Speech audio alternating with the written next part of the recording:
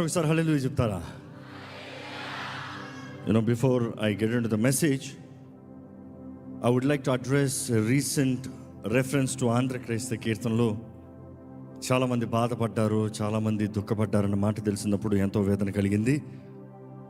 ముఖ్యంగా మన వర్షిప్ కాన్ఫరెన్స్లో డే 1 దేవుని భయం గురించి మాట్లాడుతూ దేవుణ్ణి స్తుతించాలి, ప్రతి ఒక్కరు దేవుణ్ణి కీర్తించాలి, దేవునికి ఇవ్వాల్సిన స్తుతి ఇవ్వలేదు అన్న కాంటెక్స్ట్లో మాట్లాడుతూ మనం అడ్రస్ చేస్తూ వచ్చాము. ఈరోజు దేవుణ్ణి స్తుతించమంటే ఏదో ఒక రీతిగా సాకులు చెప్తూ ఉంటారు. అది అట్లా అంటారు, ఇది ఇట్లా అంటారు, కొత్త పాట పాడితే సినిమా పాట అంటారు, ఆ పాట అంటారు, ఈ పాట అంటారని మాట్లాడుతూ with a high respect, by no means we have any disrespect, but with high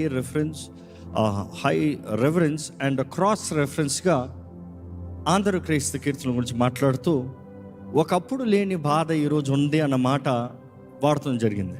అదే సమయంలో ఎంతోమందికి మిస్అండర్స్టాండ్ అవుతానికి కారణం ఏంటంటే, అది మిస్ప్రిసీవ్ అవుతానికి కారణం ఏంటంటే, దాంట్లో కాంటెక్స్ట్ని జస్ట్ మధ్యలో తలతోక లేకుండా మధ్యలో కట్ చేసిన దానికి అది ఎంతోమందికి అర్థం కాక వారి భావాల్లో దెబ్బతూరటం జరిగింది.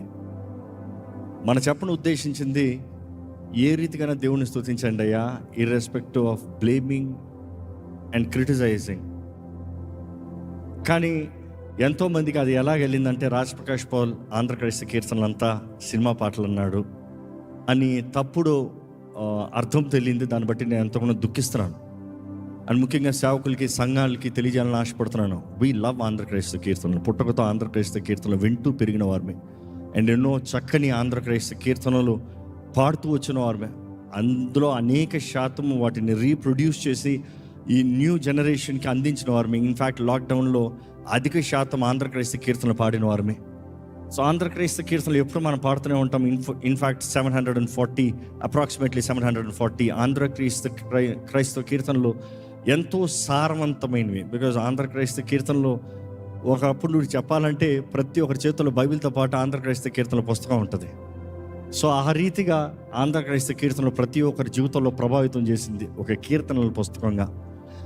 అది కేవలం పాటలు మాత్రం కాదు, మనుషులు వారి జీవితంలో వెళ్ళిన పోరాటంలో, పరిస్థితుల్లో రాసిన పాటలు మాత్రమే కాదు, it also has a very sound doctrine. ఈ సృష్టి ప్రారంభం నుండి, నరజాతి విమోచన దగ్గర నుండి, క్రీస్తు చేసిన శిలువల కార్యం దగ్గర నుండి, ఆయన పునరుద్ధానము నుండి, ఆయన రాబోయే వార్త దగ్గర నుండి, ఇంకా it speaks about the entire the structure. And అది ఎంతో ఘనమైంది అనేది we always strongly believe and we like to emphasize. And ముఖ్యంగా ఈ మాటల్లో ఎవరికన్నా ఇబ్బంది కలిగి ఉంచంటే మనపూర్వకంగా క్షమాపణ వేడుకుంటున్నామండి. చెప్పదు ఉద్దేశించింది 90% సినిమా అన్నాను. That's actually the wrong cutting, I would say selective cutting. Cinema as well as రాగా, ఆంధ్ర క్రైస్తవ కీర్తనల పుస్తకం తెలిస్తే ప్రతిదీ రాగా పేరు రాసి ఉంటుంది. ఈ పలానా రాగాలో రాయాలి, పాడాలి అని. రాగాలు వెళ్ళినప్పుడు శృతిని కలిపి రాస్తారు రాగా. సో సౌత్ ఇండియన్ ట్రెడిషన్ గురించి మాట్లాడుతూ ఆ రోజు సౌత్ ఇండియన్ కల్చర్ తగినట్టుగా కల్చరల్ మ్యూజిక్తో పాటు ఇట్ ఈస్ ఎక్విప్డ్ అన్న మాట చెప్పదలుచున్నాను. But then it has been misfired. But again I would say music is universal. Nobody can say music ఇట్లే ఉండాలి, ఇదే ఉండాలి, because there are different genres of music. కానీ అదే సమయంలో ఆ రోజు నేను మెన్షన్ చేసింది సౌత్ ఇండియన్ మ్యూజిక్ అంటూ రాగాస్ గురించి మాట్లాడుతూ వచ్చాను. రాగాస్ అన్నప్పుడు వాస్తవం చెప్పాలంటే 38,232 రాగాస్ ఉంటాయి, అన్కంప్లీట్, అన్ఫినిష్డ్. కానీ సంపూర్ణ రాగాస్ చూసినప్పుడు 72 రాగాస్ ఉంటాయి. సంపూర్ణ రాగాస్ అన్నప్పుడు ఆరోహ అవరోహ అని ఉంటుంది.